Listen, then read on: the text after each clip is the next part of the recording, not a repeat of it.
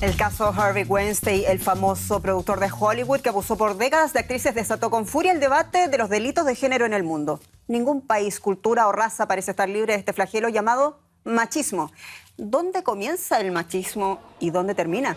El escándalo de Weinstein en Hollywood evidenció que ninguna mujer parece estar libre de algún tipo de violencia de género, tampoco las más famosas, las más hermosas ni las más ricas. Pero ¿cuántos Harvey Weinstein hay en el mundo? El escándalo devino en un coro de cientos de miles de mujeres que reportan los ataques sexuales en distintos países con la etiqueta, con el hashtag Yo también en redes sociales. Denuncias que van desde del acoso sexual, pasando por la violencia hasta la muerte. De machos alfa, acoso, violencia y feminicidios hablaremos en esta edición de Cuadriga. Soy Jenny Pérez aquí en Berlín para ustedes. Gracias por acompañarnos. Están con nosotros en esta edición de Cuadriga. Comenzamos con Claudia Lozano, doctora en filosofía, especializada en el campo de los estudios latinoamericanos, con foco en la historia de las mujeres y los estudios de género. Para Claudia, avanzar antes que una cuota se necesita incentivar la investigación y el pensamiento de género. Lena Pérez Naranjo es psicóloga y doctora de sociología, trabaja con mujeres el tema del empoderamiento desde una perspectiva grupal e individual. Lena opina que el sexismo es un fenómeno que se manifiesta de ambos sexos, aunque se hace más visible en hombres, por la posición generalmente jerárquica que ocupan en nuestra sociedad heteronormativa. Y Enrique Müller, periodista chileno radicado en Berlín, colaborador de medios como El Excelsior de México y El País de España. Enrique opina que los hombres con poder se creen impunes, pero el acoso sexual es un fenómeno que está incrustado en todas las capas de la sociedad y afecta en su mayoría a mujeres, pero también a hombres. Y gracias por acompañarnos. Tenemos tres excelentes panelistas para iniciar esta conversación que ustedes pueden seguir, como siempre, a través de nuestras redes sociales en Deutsche Welle y también nuestro correo electrónico cuadriga@dw.com. Comenzamos contigo, Claudia, pero es una pregunta válida también para ustedes, Enrique y Lena. ¿Te sorprendió lo que vimos en Hollywood y por qué te sorprendió? No, en la práctica no me sorprendió. Había acontecimientos similares, es decir, crisis, situaciones donde una cultura silenciada de violencia y de acoso de pronto se revela y aparece en el espacio público. Yo lo conocía de Argentina en ocasiones previas donde se llegó no solo al acoso y a la violación, como en el caso de Weinstein, sino también al asesinato, a la muerte. ¿Y no sorprende de pronto la respuesta quizás de la academia de expulsar a este señor muy poderoso también? Es un signo positivo, ¿no? Bueno, lo que sorprende, digamos, lo que yo busqué fue qué desencadenó esto. Y aparentemente lo que desencadenó esto es que este señor que tenía tanta influencia y tanto poder empezó a perder poder económico. La empresa que él dirigía estaba en crisis. Entonces es una situación bastante apta para empezar a revelar toda una trama de silencio. Y quizá lo que más me sorprendió es que personas que estaban en posiciones de poder como para hacer explícito el sexismo, lo que hicieron fue guardarlo, pero es parte de la cultura. Como Quentin Tarantino. El caso de Quentin Tarantino, por ejemplo, que es alguien que ha hecho films donde revela mujeres con poder, donde Kill Bill, donde él muestra cómo una mujer puede imponerse. De pronto en la fantasía pareciera que sí, o en la ficción, pero en la realidad es algo, parece otra. Sí, Tarantino pide disculpas por guardar silencio. Tarantino es uno de los hijos del cine, por así decirlo, de Weinstein como productor. Realmente se espera que la próxima semana se pronuncie formalmente hasta este respecto, pero ya para muchos en Hollywood y en el mundo es demasiado tarde, incluso para los fans de Tarantino. Lena, ¿te parece a ti que lo que ha pasado en Hollywood también es una instancia válida para hacer una autocrítica o mea culpa también en América Latina concretamente, que es la zona donde estamos emitiendo ahora? Yo creo que es una señal para el mundo entero que los temas que han quedado silenciados por primera vez aparecen. Y una cuestión que me pareció también interesante realmente que fuera expulsado de la academia, que se le hayan retirado todos sus honores, precisamente porque se han dado casos en los últimos años de directores como Polanski o como Woody Allen, que también han sido acusados de acoso sexual. Y no ha ocurrido nada, aparte, bueno, de las penas judiciales, pero no se han retirado, digamos, con ese deshonor. Y creo que es una señal para decirle a la gente, cuidado, a los hombres, no puedes estar por encima del poder, no puedes estar por encima de la ley, a pesar de que en algún momento pueda tener un poder determinado. Sin embargo, en tu cita tú mencionas que es un fenómeno que se manifiesta en ambos sexos. Exacto. La cuestión, es decir, desde el punto de vista sociológico interesante, es que precisamente los hombres de poder imponen modelos que se sigue, digamos, a nivel de, digamos, de jefatura. Y ese modelo hace que las mujeres lo copian de alguna manera a no tener modelos alternativos. ¿Ese modelo es privativo de la cultura occidental o lo observamos también en otras latitudes? Es decir, el modelo de imponer la cultura, digamos, machista es no solamente de la cultura occidental, sino que otras culturas lo pueden justificar por otros medios. Cuando miramos países musulmanes o miramos países asiáticos, incluso la situación es peor, por ejemplo, cuando vemos que las mujeres tienen que luchar para obtener, por ejemplo, una licencia de conducir en Arabia Saudita. ¿El extremo sirve este modelo de análisis para un extremo como ese, por ejemplo? Yo creo que en el mundo musulmán, con todo lo que ha pasado en los últimos años, se requiere comenzar por un proceso de educación y también de abrir la mente, ¿no? Que no solamente determinada instancia, digamos, religiosa que invade lo político, pues imponga estas leyes. Y lo pregunto también por algún comentario que escuché alguna vez de algún colega en Ramallah, donde estuve alguna vez trabajando como periodista, es que el machismo lo imparten sobre todo las mujeres, las madres que tienen 5 hijos y que enseñan a sus hijos cómo deben comportarse y a sus hijas cómo deben comportarse, por ejemplo. También es un tema de religión, más allá de lo cultural, ¿no? Yo pienso que parte cultural, es decir, religión, pero sobre todo la cultura de reproducción de modelos sin que haya anteriormente un proceso de reflexión que se diga, bueno, a dónde es a lo que vamos a llegar. ¿No? Que mujeres reproducen, decir, bueno, que los hombres sean los más fuertes. Los hombres, bueno, desde la niñez se aprende esto y también aprenden, ¿no? Que con el poder se pueden alcanzar objetivos que pueden ser moralmente, digamos, no justificables. Gracias, Lena. Tú hablas, bueno, de este fenómeno que se observa en ambos sexos, algo que tú ratificas. Enrique Müller, el único hombre en el panel, deberíamos darle un abrazo. No sé si ponesme a llorar o reír contigo. Enrique, tú dices que el acoso sexual es un fenómeno que se ha incrustado en todas partes de la sociedad y que afecta en su mayoría a mujeres, pero también a hombres. ¿Nos puedes explicar un poco concretamente qué te refieres con eso? Me refiero simplemente a lo que dicen los estudios que se han hecho, no solamente en Alemania, sino que también en la Unión Europea y en varios países del mundo, incluido México y Chile. Acaban la Antidiskriminierungsstelle des Bundes, que sería algo así como la Oficina de Antidiscriminación de la Federación, publicó el resultado de una encuesta donde señalaba que de cada 2 personas, de cada 2 empleados, cada 2 empleados eran víctimas de acoso sexual, hombres y mujeres. La mayoría de las mujeres eran víctimas de acoso sexual de parte de los hombres, y los hombres eran acosados por hombres y también por mujeres. Porque la realidad deja muy claro de que evidentemente el acoso sexual lo sufre en su mayoría las mujeres, porque el ambiente de poder está dominado por los hombres. Pero eso no impide que las mujeres, cuando tienen poder, también intenten acosar a hombres. O sea, la relación de abuso es abuso-poder. Mientras más poder, más posibilidades de abuso. Exacto, ¿Entiendes? porque el poder te ofrece una cierta impunidad. Porque mucha gente, como se ha visto ahora con este famoso caso de Hollywood, las chicas, las futuras actrices eran muy jóvenes y pues aceptaban cualquier tipo de cosas para obtener un contrato.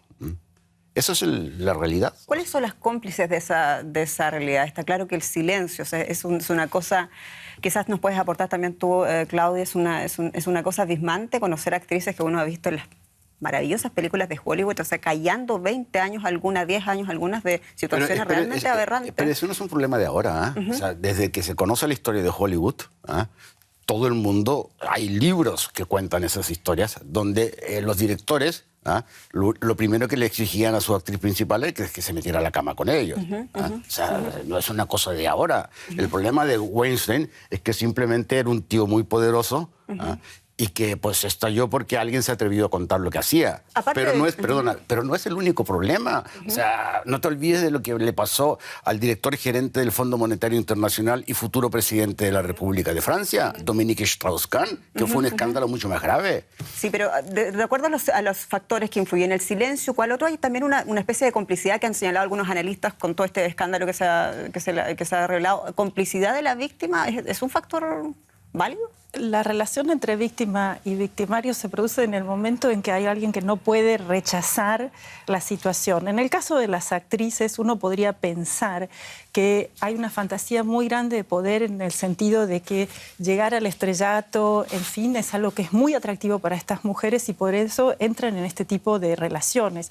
Pero aquí, digamos, no son situaciones de vulnerabilidad que uno puede pensar en determinados sectores sociales, por ejemplo, fundamentalmente las mujeres que trabajan en relación de dependencia en el servicio doméstico, en fin, donde es mucho más complicado y donde la situación quizá de apremio económico no es parangonable a la situación de las actrices, que pueden rechazar un contrato o buscar otro tipo de contextos. En general, en los contextos de acoso, son contextos, en este caso se ve que es toda una red de impunidad, que tiene que ver con que este señor tenía la posibilidad, y por el poder que tenía, de influenciar diarios, de influenciar editoriales, de influenciar la producción de películas, de tomar decisiones sobre qué actrices iban a trabajar con él y qué actrices no, y además llevar a esas actrices a posiciones que ellas realmente querían. En ese sentido, uno puede pensar que hay un espacio para la complicidad.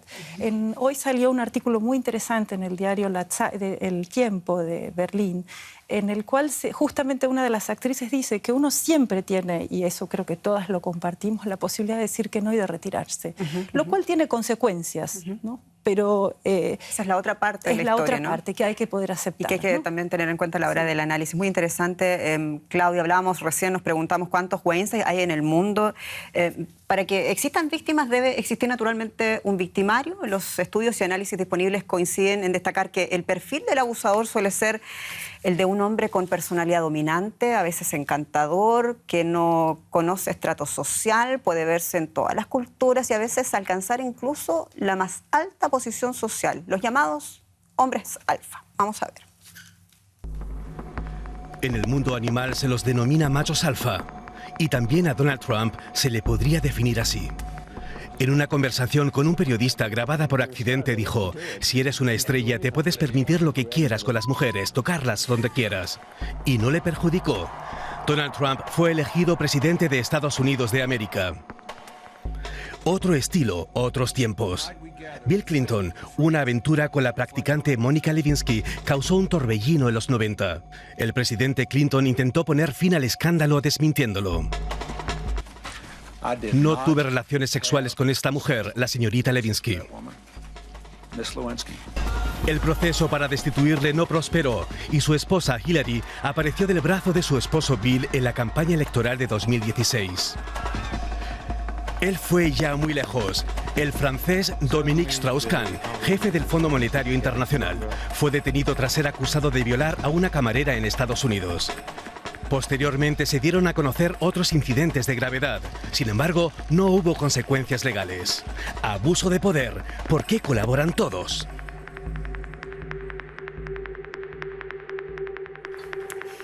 Mucha impunidad, red de silencio y la consecuencia final parece que ninguna. Enrique Müller, esa es parte del problema, es un tema cultural, estamos hablando de personas poderosas en países del primer mundo, ¿no?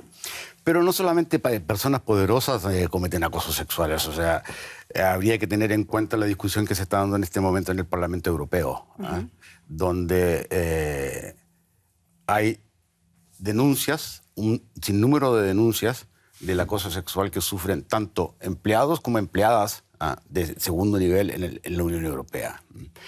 Es más, hay un informe del periódico Sunday Times donde dice de que el Parlamento Europeo es un semillero de acoso sexual y señala de que los principales acosadores sexuales son los eurodiputados de Francia e Italia. ¿Tiene algo que ver que sean de Francia o Italia o es un cliché? No lo sé, no lo sé. Eso no lo sé. Quizás pues dependerá de la... Es que es interesante. ¿Hay algún ADN especial de raza? No sé, pero déjame terminar. O sea, ahora, tampoco nos olvidemos lo que pasó en este país hace 4 años. cuando una periodista de la revista Stern escribió un perfil del entonces candidato a las elecciones nacionales del Partido Liberal, FDP, el señor Rainer Bruderle. Y en su artículo dijo de que en una noche de bares en un hotel, el político le había quedado, le miraba la parte más alta de las mujeres y le dijo, usted podría rellenar fácilmente un dirndl, el vestido bávaro, que tiene un gran escote. Ese artículo causó una polémica terrible en este país. Yo escribí un artículo sobre eso en El País, que también fue la historia más leída durante 2 días en el periódico El País, y dejó al desnudo de que el acoso sexual pues existe en todas partes. O sea, no es una cosa de poderosos. O sea, claro, él dijo pues que los políticos también nos podemos dejar encantar por las periodistas, dijo, para su defensa. Pero luego y para terminar, él se convirtió en un apestado político en Berlín. Solamente los datos que tengo acá disponibles confirman lo que tú dices, Enrique. Uno puede pensar cómo es la situación aquí en Alemania, es un país del primer mundo, donde los valores de libertad, de tolerancia siempre están tratándose de mantener, de muchas gentes que propugnan aquellos y que luchan por esto. Sin embargo, se van a sorprender la información disponible por la Organización Mundial de la Salud y que recoge Frauen gegen Gewalt, que es una organización, una ONG que se dedica naturalmente a la defensa de los derechos humanos de las mujeres.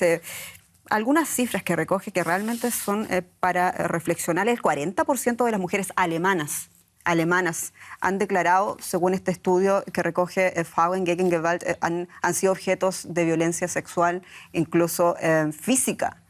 Y otro dato, solamente para usted, profesora, a ver qué nos dice, dice que estas mujeres denuncian por lo menos algún episodio de violencia a contar de los 16 años. Y esto es Alemania también. Sí, lo que ella estaba diciendo al comienzo, lo que ella había expresado en relación al sexismo y en relación a las desigualdades y a cómo se maneja la relación a cómo se sexualiza el poder, lleva a que esto sea un problema de la cultura. Entonces, y esto antropológicamente está demostrado que no hay sociedades que donde no se utilice la sexualidad en relación al poder. Y en ese sentido las mujeres son las damnificadas. Los sistemas de dominación masculino existen en todas las sociedades y en todas las culturas. Por eso no me sorprende que en Alemania, lo que sí sucede es que en Alemania, la gran diferencia es que en Alemania hay instituciones y hay quizá recursos sociales y culturales mayores para que las mujeres puedan defenderse y hacerlo explícito en el espacio público. En ese sentido, los instrumentos que una sociedad pone a disposición de las mujeres o una cultura pone a disposición de las mujeres son diversos y algunas culturas son más abiertas y más liberales. Señora Pérez, antropóloga, ¿es el alemán machista? Digamos, hay una teoría se llama de Hofstede, que en una de las dimensiones de su teoría sobre las diferencias culturales hace una diferenciación entre las culturas machistas y las culturas que son, digamos, más individualistas, menos machistas. Él hizo un estudio a nivel mundial y Alemania está dentro de las culturas con menos machismo, lo que significa que desde el punto de vista social hay relativo equilibrio entre los puestos que ocupan los hombres y las mujeres. Es decir, en otras partes del mundo, como puede ser, por ejemplo, países de Latinoamérica o del sur de Europa, es diferente. Y eso creo que en el momento de reflexión, cuando uno dice, bueno, ¿de dónde salen las personas que denuncian este fenómeno o cuáles son, digamos, los países donde se avanza mucho más en el tema de la igualdad, del cobro, por ejemplo, de los salarios de las mujeres que se equiparen al de los hombres, pues son justamente las políticas de estos países menos machistas que apoyan esto.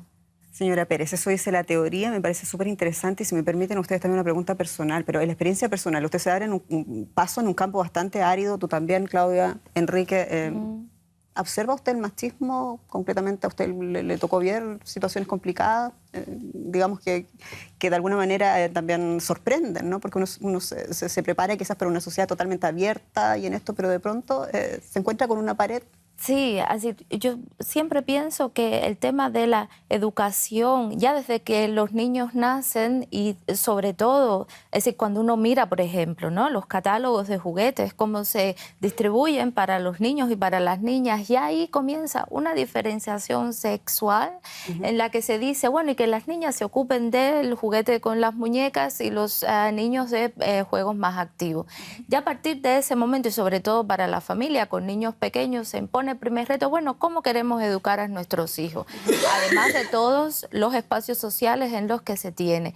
Y empieza un momento en que diferentes estructuras sociales sí deben pensar y sí deben crear métodos y formas de hacer que tanto niños como niñas acudan a las mismas posibilidades que se tiene en todo el ámbito social. Sí, claro, se lucha, por ejemplo, ese cuoteo en la política, que quieren algunos partidos políticos que no lo han logrado, por ejemplo, también hay un montón de iniciativas, pero parece que aún así Alemania no lo logra completamente, ¿no? Oye, perdón, tú acabas de mencionar el resultado de una encuesta donde señalan que hay un 40% de acoso sexual en Alemania, y has planteado la pregunta de si Alemania es un país machista. Es machista. Hace 2 años, la Unión Europea hizo un estudio similar y descubrió algo muy curioso. La mayor cantidad de denuncias sobre acoso sexual, ¿sabes dónde se produce en Europa? En Finlandia. Perdón, en Dinamarca. El segundo lugar lo ocupa Finlandia. El tercer lugar lo ocupa Suecia. Y el séptimo lugar lo ocupa Alemania.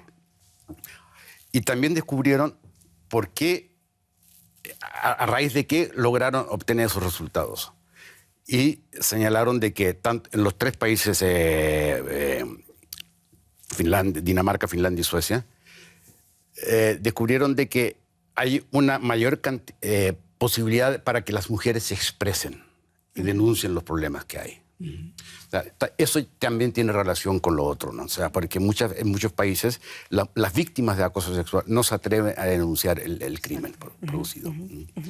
Ahora bien, yo no creo que Alemania sea un país machista. ¿No? No, porque el machismo es otra cosa. ¿Qué es el machismo? El machismo, vamos viendo. Yo como hombre te puedo decir lo que yo pienso que es el machismo. El machismo es una forma, si tú quieres, que refleja una cierta inseguridad en el ser humano, en el hombre. Y entonces, para tapar esa inseguridad, sobre todo con respecto a las mujeres, tienen otra forma de expresarse. O sea, pero eso suena bastante benévolo.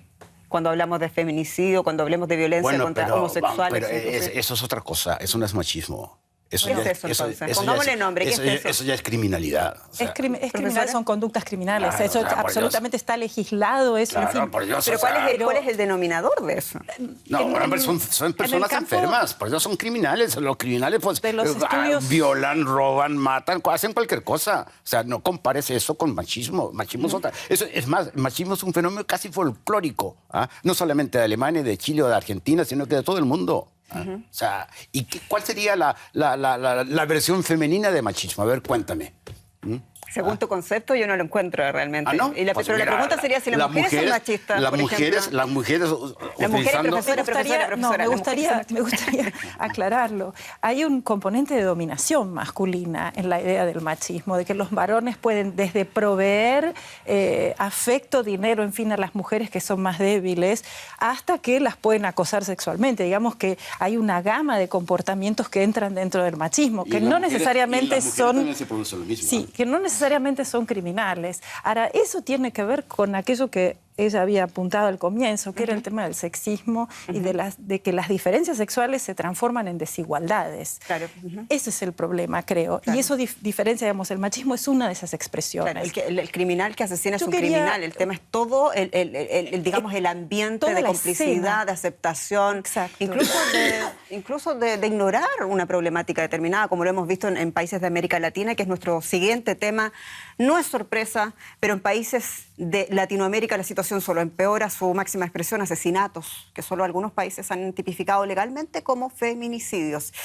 El caso más emblemático, los asesinatos de mujeres en Ciudad Juárez, en México. Usted se recordará que visibilizó el flagelo a nivel internacional y obligó también a ese país a cambiar su legislación. Pero ¿cómo es la situación en el resto de la región? En toda Latinoamérica tienen lugar manifestaciones masivas, siguiendo el modelo de la convocada en junio de 2015 en Argentina bajo el lema Ni una menos. Su objetivo, generar mayor concientización sobre la violencia machista y denunciar la complicidad estatal y la impunidad. Señal de que se experimenta un quiebre en la tolerancia hacia la violencia contra las mujeres y las niñas, pero también hacia personas de la comunidad LGTB. Las investigaciones sobre los feminicidios, la expresión más extrema de la violencia, revelan datos abominables. No solo basta de quitarle la vida, sino que también son violadas, son torturadas. ¿Cuál es la causa del odio y la violencia mortal contra las mujeres? Y quiero replicar esa pregunta. ¿Cuáles son, señora antropóloga, las razones para el odio de la mujer? O incluso voy a ampliar un poco la pregunta del odio a esa posición más débil. Bueno, no sabría exactamente decir que sería odio hacia las mujeres, pero más bien es a partir de la posición de dominación del hombre, saber de sentirse en momentos determinados. Bueno, tenemos el poder además de decidir entre la vida y la muerte. Quién se puede seguir viviendo y quién no. Y son situaciones, digamos, en que la mujer se le pone en situaciones en las que no se tiene salida, y también, digamos, hay, como el caso, bueno, de la ciudad Juárez, pero también en otros lugares en que el hecho de el asesinato y la violación le da al hombre de pronto esa sensación de poder, de estar por encima de todo.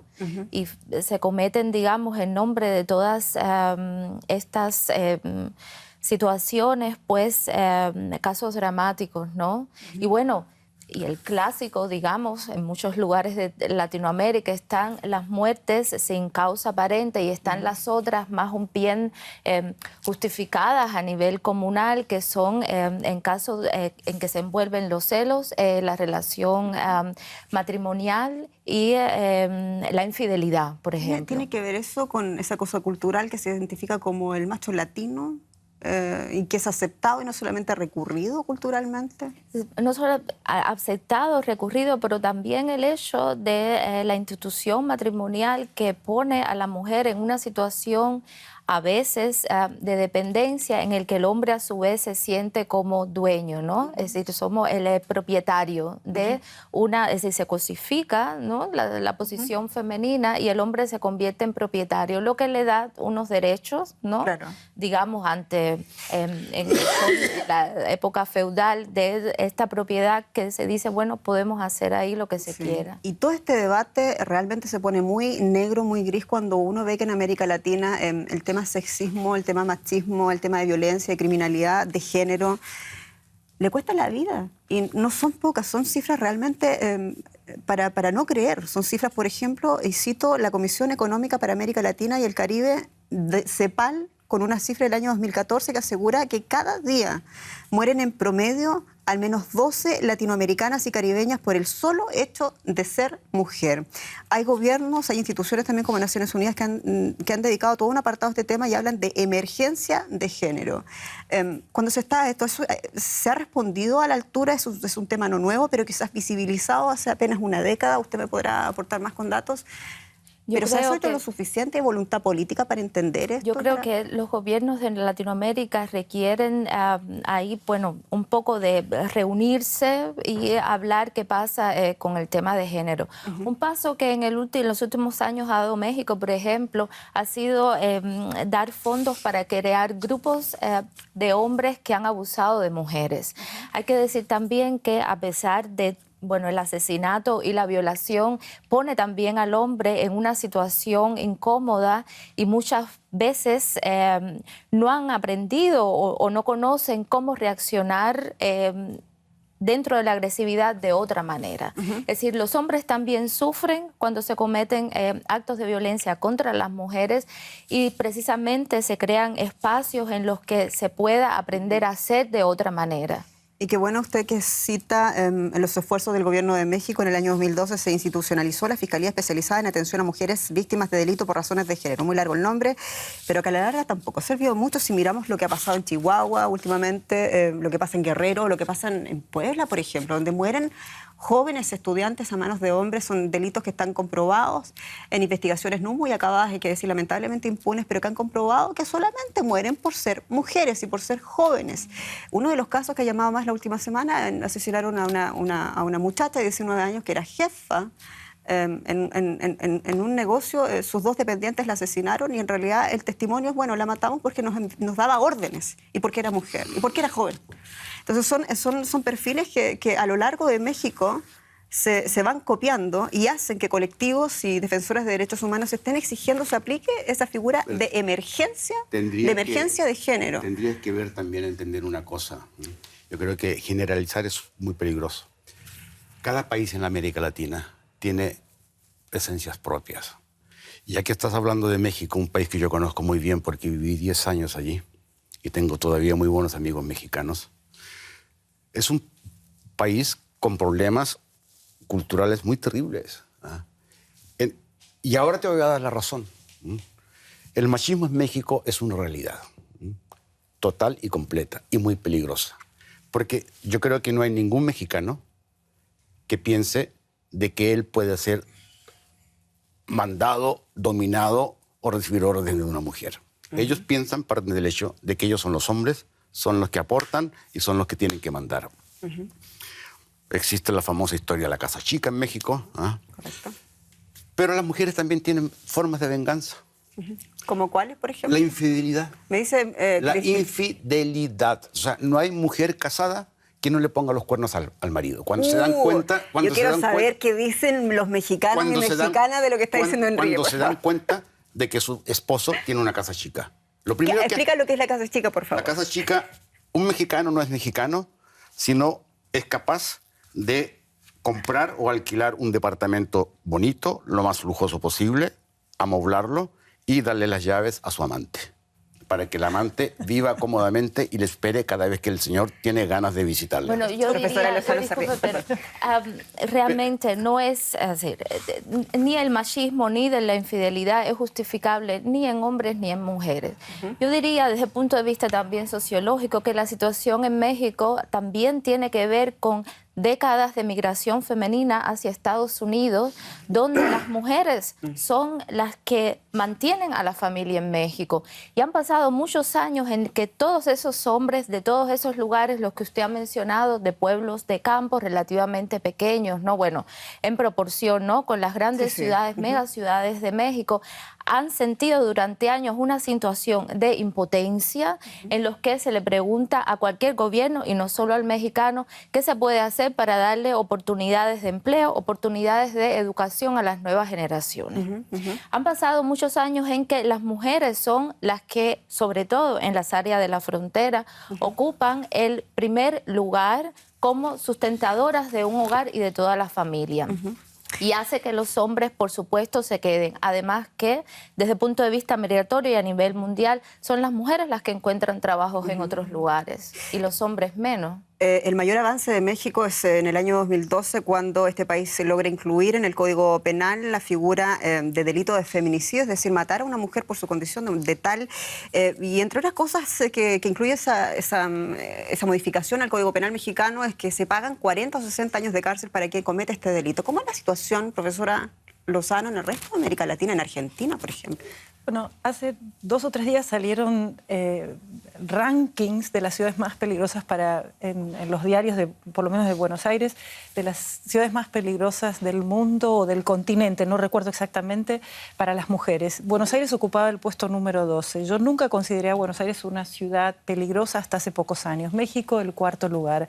Honduras está Honduras, República Dominicana. Exactamente. Pienso que hay un problema muy serio de violencia en el continente que va más allá de los problemas de delitos sexuales y de acoso sexual en el trabajo. Eso lo quiero separar, que son 2 fenómenos distintos. ¿Son 2 fenómenos distintos o escalafones distintos dentro de un mismo fenómeno, profesora? Yo tiendo a especificar cuál es el encuadre que uno le da a cada uno de estos fenómenos. Cuando interviene el peligro de la vida, que es lo que estábamos hablando de la frontera con México, el caso de los feminicidios, en donde hay un delito que tiene que ver con la justicia penal.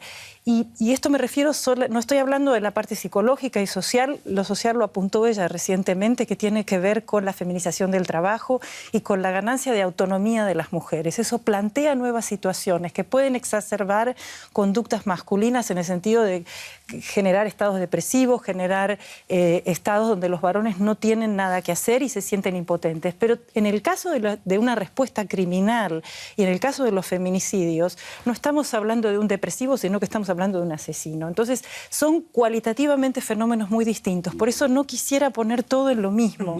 Porque algunos se resuelven a partir de políticas sociales, a partir de políticas de empleo. Y en otro entran otros aspectos que va desde la justicia penal hasta las distintas formas de resocialización de personas que han cometido crímenes. Entonces, creo que hay que ser muy cuidadoso con la manera en la que se tipifica el acto criminal.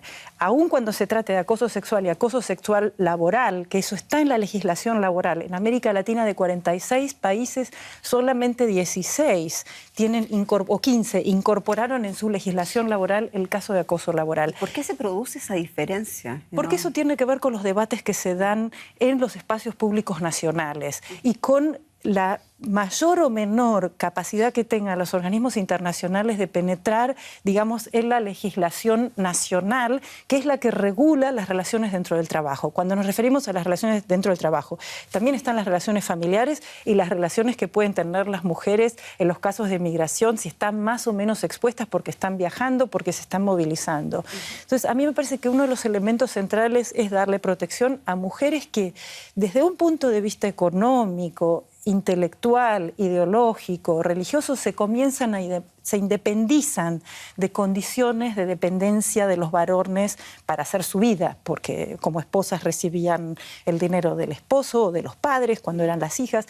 En este momento tenemos lo que ella estaba hablando, que es la feminización del trabajo. Las mujeres se hacen cada vez más independientes, pero también corren más riesgos. Y yo creo que uno de los problemas centrales que tiene América Latina es cómo van a garantizar los derechos de las mujeres a moverse libremente, a pensar libremente y a tener seguridad. Eso me parece que es unos elementos centrales. No estoy hablando solamente de seguridad en sentido policíaco, de seguridad social, de seguridad cultural, de que pueden estar en el espacio público tranquilas, sin temor a ser acosadas. Solamente en ese sentido, solamente con mujeres, o es necesario también incorporar? Bueno, uno de los elementos que a mí me parece fundamental cuando hablaban de las cuotas, yo creo que a mayor número no necesariamente hay menos acoso.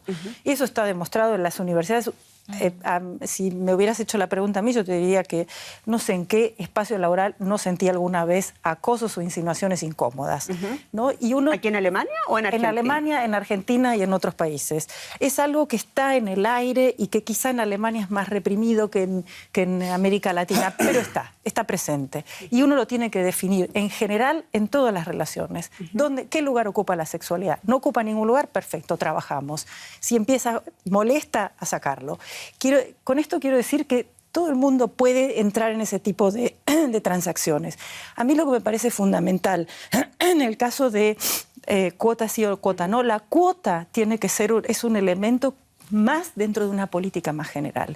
Y a mí me parece fundamental que en cada rubro laboral, y yo estoy pensando siempre en la ciencia y la investigación, la universidad, espacios educativos, pero también pueden ser empresas, lo fundamental es que en la formación de liderazgos, cuando se forman a los líderes empresariales, políticos, en fin, de comunidades sociales a nivel barrial, que esa gente reciba formación en todo lo que son los derechos laborales de las mujeres, en todo lo que son los problemas del acoso, como un tema común que compete a todo ciudadano. Cambia el debate, profesor, y por favor también esta es una pregunta válida para ti, Enrique, Elena también. ¿Cambia el debate cuando uno habla de acoso hacia los homosexuales y de acoso, violencia, bullying, todo lo que se pueda, digamos, traducir en molestia solamente por su condición sexual?